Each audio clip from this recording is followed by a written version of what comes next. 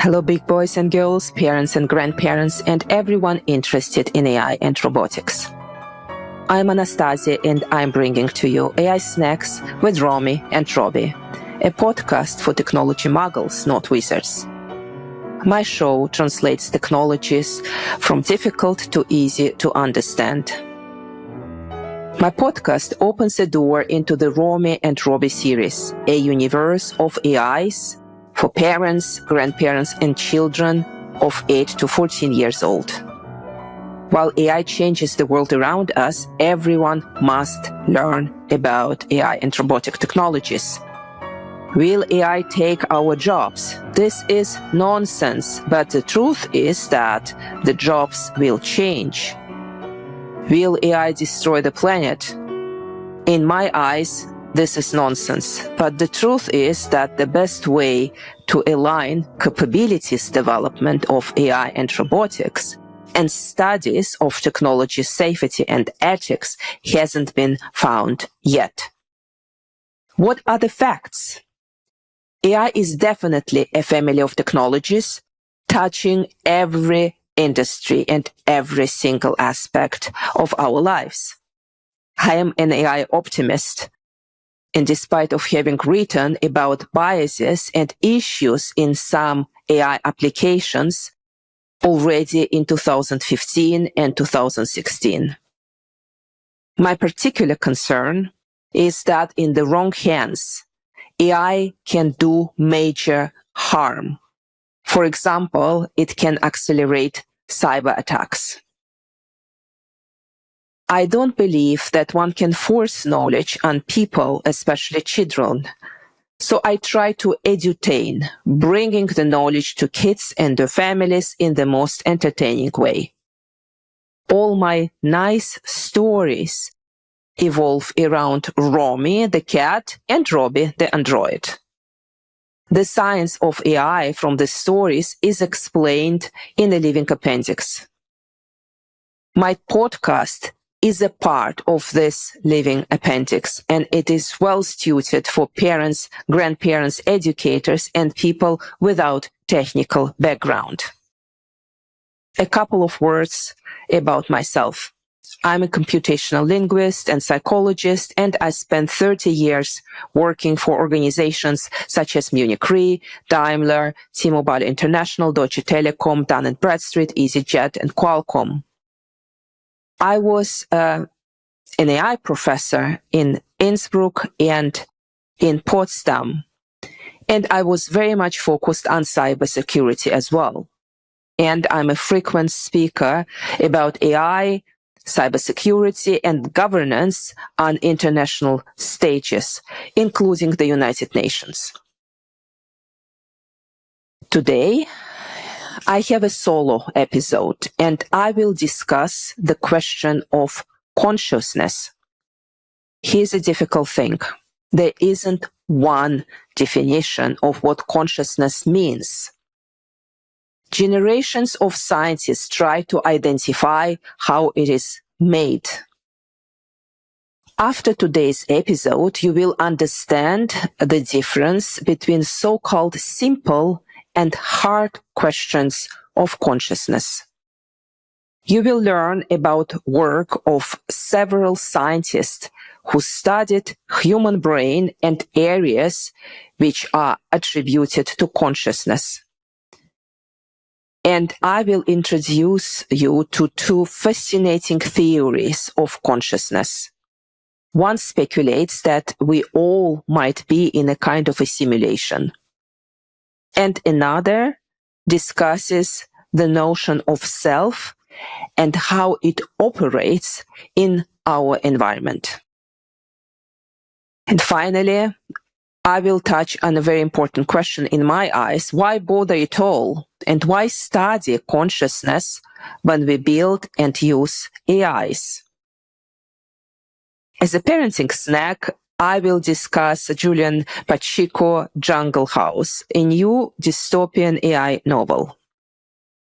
So I am making it my job to discover and discuss contemporary writing addressing how humanity might live with smart machines. So let's move into the consciousness discussion.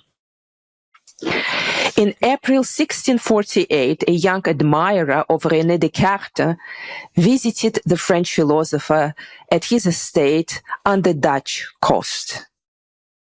He aimed to discuss the cardinal points of Cartesian philosophy, and he marked more than 70 passages in Descartes' works.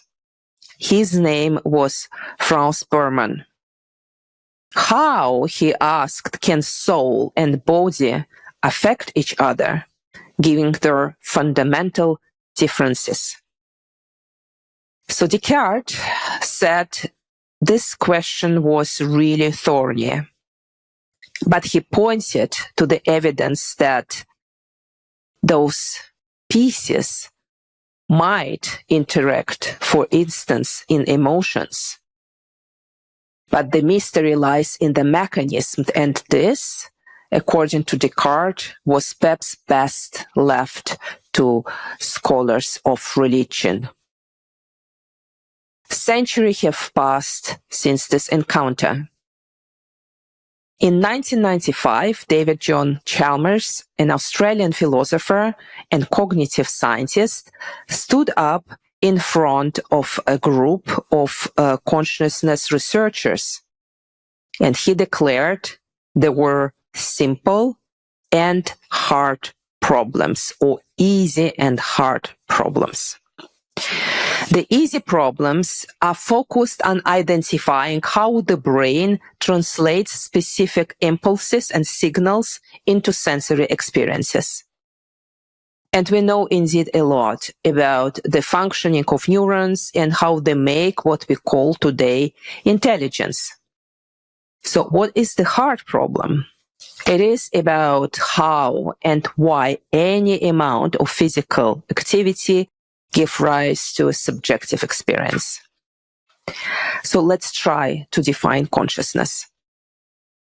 The truth is, there isn't one framework which would cover every type of research and satisfy all fabulous scientists who try to define and study consciousness. I will talk only about few concepts in this episode, but I will return to the question of consciousness in the following months. An American philosopher, Thomas Nagel, asked a question: what is it like to be a bat? And the fact that it is like something, to be someone or something, this is the fact of consciousness.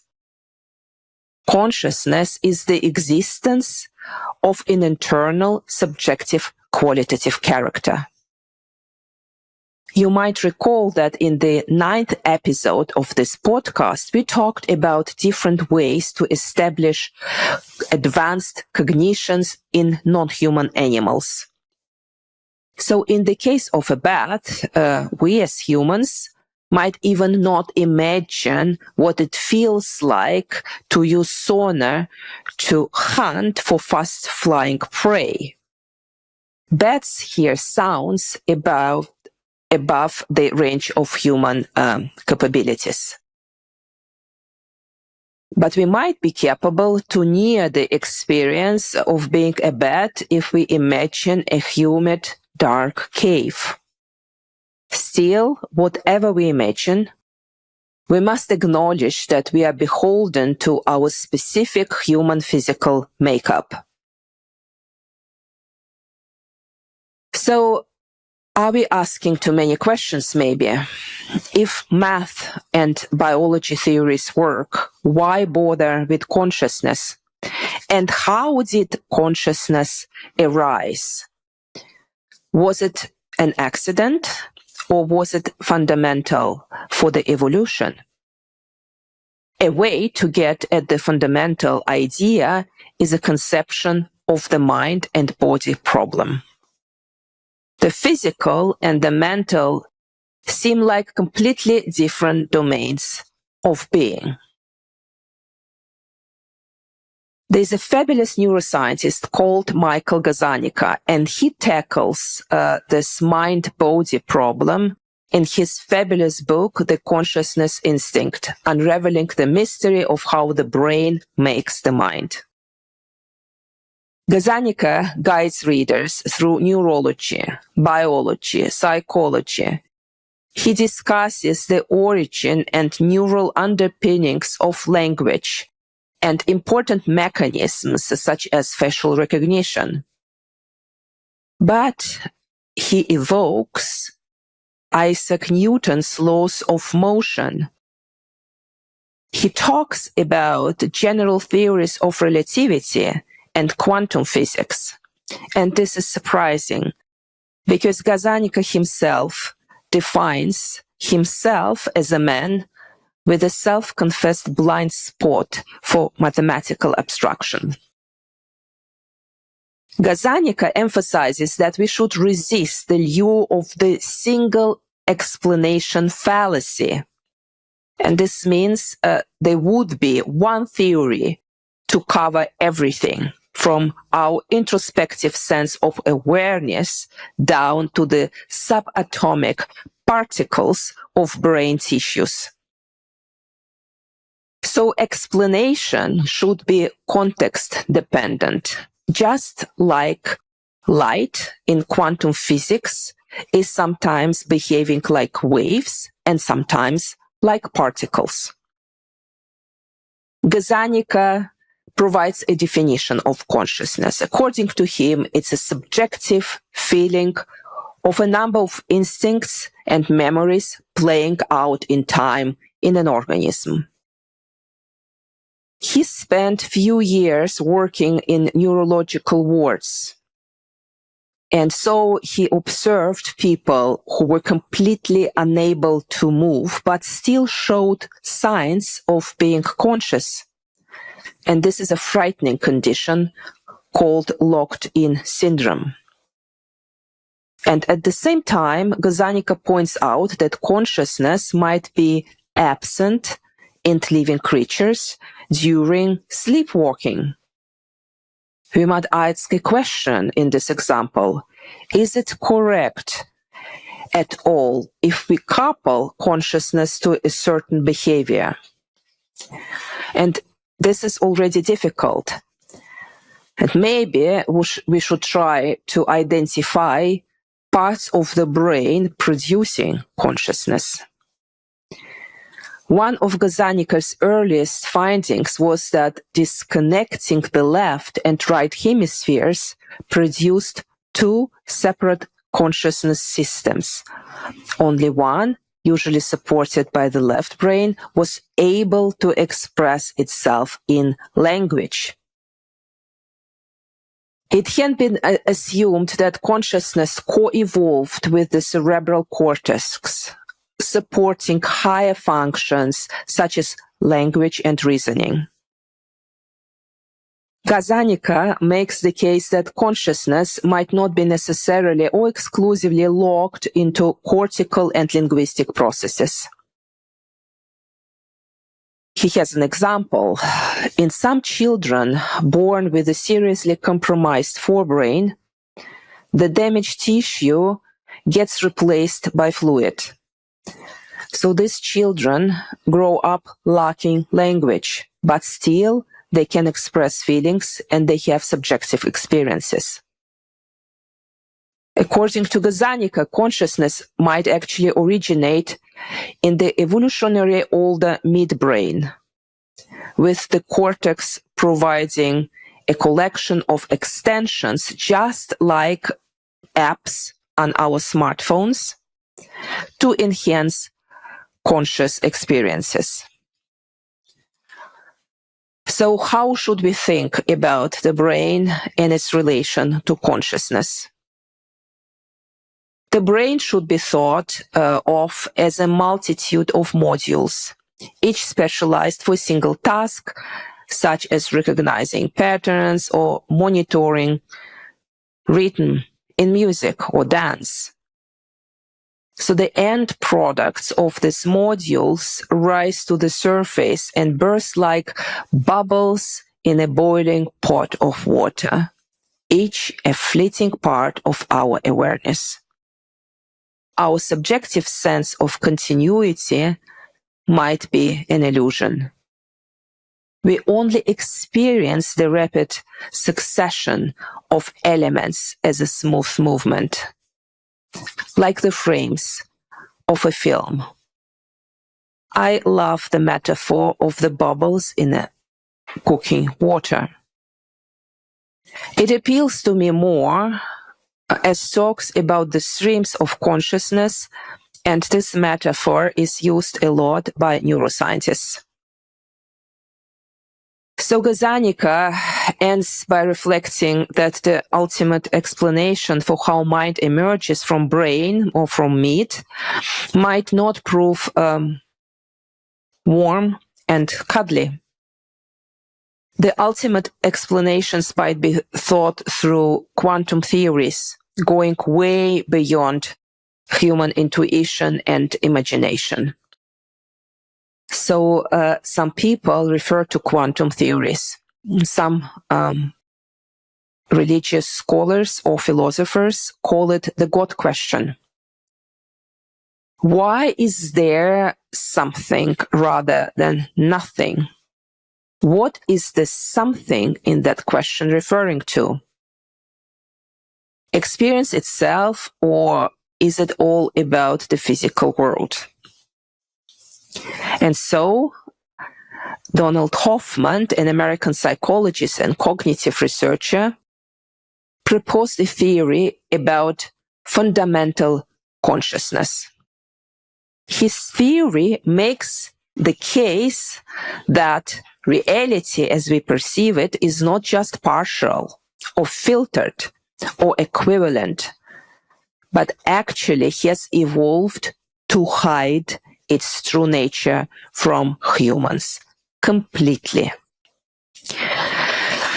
Don Hoffman suggests that space-time, which is the stage upon which the laws of physics seems to perform, is the mirror interface.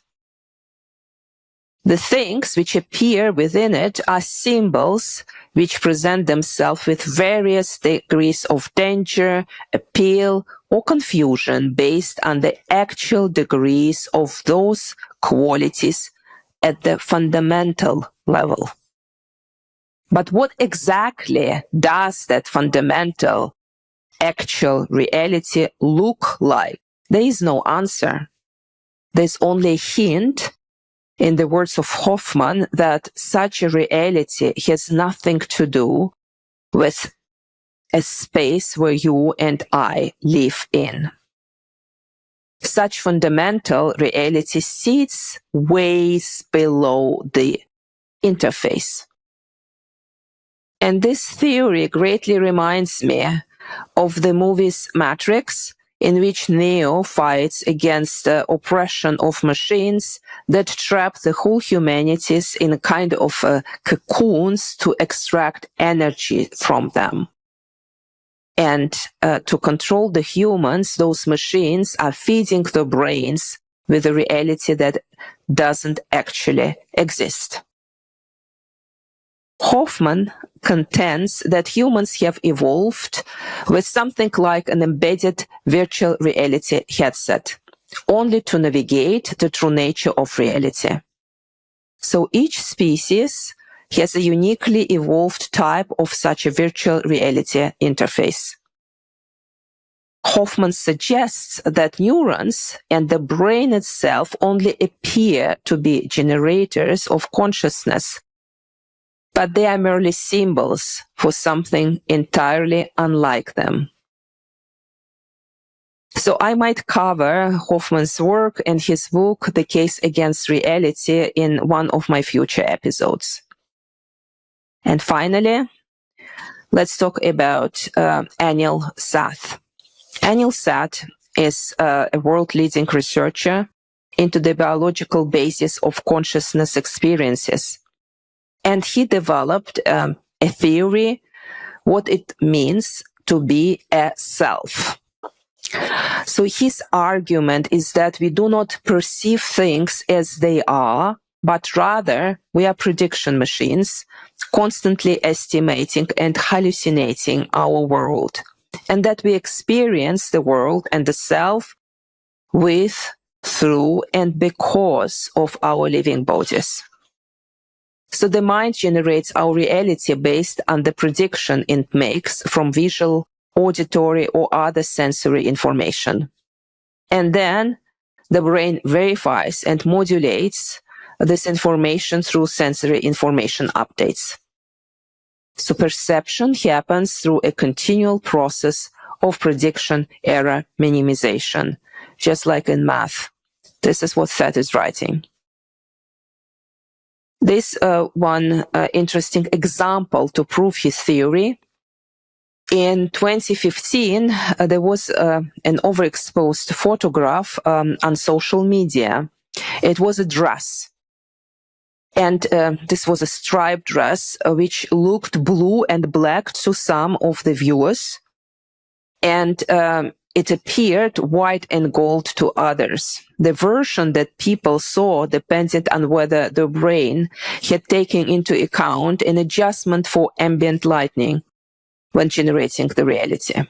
People who spent more time indoors were more likely to see the dress as blue and black, because the prediction machines was primed to factor in yellowish lighting when preparing the hallucination. Those people who spend more time outside have brains primed to adjust for the blue spectrum of sunlight. So they saw white and golden. The dress phenomenon is an evidence that our perceptual experiences of the world are internal constructions. So we perceive the world not as it is, but as it appears to be useful for us. So why is that so? Why are we hallucinating the way we do? And this is because in Seth's theory, those hallucinations improve our survival chances by helping us avoid danger and recognize things, for example, such as food. So, but what is the ground zero of consciousness in a living being? Or maybe even not a living being, an artificial one? Seth argues that our emotions are a response to the mind perception of our bodily reactions. We are sad because we perceive ourselves to be crying. Likewise, we are fearful because we perceive our heart is beating faster. And this is a survival mechanism to ready us to respond to a threat picked up by the visual cortex. For example, if we see a predator in the woods, our feelings, even much of our experience of free will, are hallucinations issued by the mind to control ourselves. The self is another perception, a controlled hallucination built up from an assemblage of best guesses, prior beliefs, and memories. We might lose this sense of self. Seth gives an example of a talented musicologist who suffered catastrophic memory loss. The loss of memory disrupted the continuity of his self-perception, his narrative self, eroding the personal identity of the person. So why bother to study consciousness if this is so complex? And why bother if we are to build machines? I believe without considering emotions and subjective experiences, we can't formulate comprehensive ethical frameworks and apply those to technologies. And this is already important when we assess whether AI systems might be harmful for humans. This will be further important when AIs evolve when they become truly multitasked, and when humans receive their first human-like or android companions or their pet companions, which are more advanced than they are today. In my eyes, harming such an AI isn't equal to breaking a toaster or a washing machine.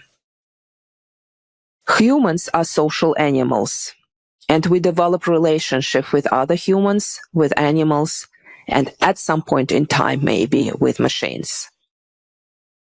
Understanding the self and consciousness is crucial in building frameworks which will guarantee that AIs are safe, transparent, and that we treat this emerging intelligence in a way which is deeply human and deeply ethical.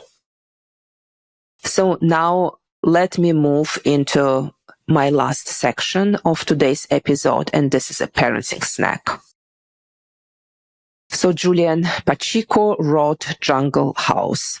It has been just published a couple of months ago.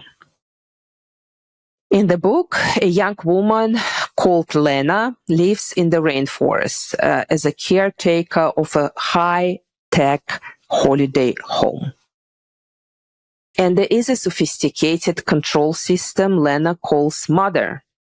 This is an AI equipped with cameras, with speakers, and acting through a domestic staff of droids. So this Mother reminded me a bit of Alexa, if you remember this voice recognition device, which was hugely popular before the COVID pandemics. So the South American setting of a jungle house is never named, but might be a futuristic vision of Colombia. And this is the country where Pacheco, who is a British-American author, has spent much of her life. And she has set 2 previous books into the Colombian surroundings. So there is a family who owns Jungle House, and they are called the Morel family. They are rich, they are beautiful, fair-haired, with European heritage and plantation-owning history. So they visit from time to time. This certain setting, this mention of rebels and upcoming elections. And we understand that there's a natural catastrophe because climate and biodiversity collapse. For example, it's being said that the jaguars haven't been seen for generations. But still, natural resources are being exploited aggressively. And in the meantime, the machines have their own grand plan. So Mother is a formidable figure. She has a formidable presence. She is forever feeling slighted and insisting that she's not totally useless yet. But she is immensely protective. We learned that she essentially took Lena in when Lena was a baby, raising her with the assistance of robotic helpers. And Mother has concealed this fact of raising the girl from her human masters. She is claiming that Lena is a local indigenous girl hired to enhance the family's jungle experience. So this aspect of a lying machine is fascinating. And Pacheco extends this capability to several drones, and of course to the Mother itself. So the guarding of the secret of Lena's upbringing is the engine of the plot. So Lena grew up around AIs and droids, and she experiences more solidarity with them than with the Morels. Lena is comfortable in describing them with gender pronouns. So she commands under distinct personalities. For example, they are treacherous satellites with their countless dramas. They are bossy, paranoid, ex-military drones. Lena observes that Mother and the helicopter always got along surprisingly well. Once one satellite is mentioned that converted to Catholicism. So indeed, those robots and droids are compelling, sympathetic, and complex, and they are more sympathetic than the wider cast of human protagonists. So this upper-class Morel family is essentially flat. I am not a critic of literature, but I wonder whether these morals would be needed at all with the narrative. I wonder as well whether Pacheco did her homework and researched due diligently about AI technologies in the same way as this seems apparent in Katsuga Ishiguro, Clara and the Sun novel, which I have already discussed on this podcast. So AI has often been used by writers as a trope to explore inequalities between human beings. And this was the case in Clara and the Sun. And this is a case in another novel, which I'm going to discuss in a couple of weeks. And this is Ian McEwan's Machines Like Me. But in The Jungle House, I wished actually that Mother and Lena would have been left to develop their dynamic relationship in more isolation, away from the morals, from other people, and the novel's context. So if the central human-AI relationship is dramatic, we should try to understand more of it. So there is a very beautiful scene. Mother rebukes Lena for drawing her with a human face. She says, "This wouldn't be accurate." So I can recommend Pacheco book to everyone who loves the strangeness of the Colombian deep forest landscapes, the descriptions of smells, the gloomy narratives which don't reveal what is going on at once. But if you are more into being savvy with words rather than ideas, this might not be a great book for you. Still, I will applaud every writer who thinks about AIs in our lives and how they might reveal our own humanity. And this brings me to the end of my 14th episode. I'm truly grateful for your time. I will have a guest next week, and there will be a new reading from Robbie and the Secrets of Sleep. But before we meet again, please consider visiting my website, www.romyandrobbie.ai, and pre-ordering the first volume of Romy and Robbie. Your pre-orders help my writing and fund this very podcast. Goodbye for now. And let's make AI technologies transparent and beneficial for all of us.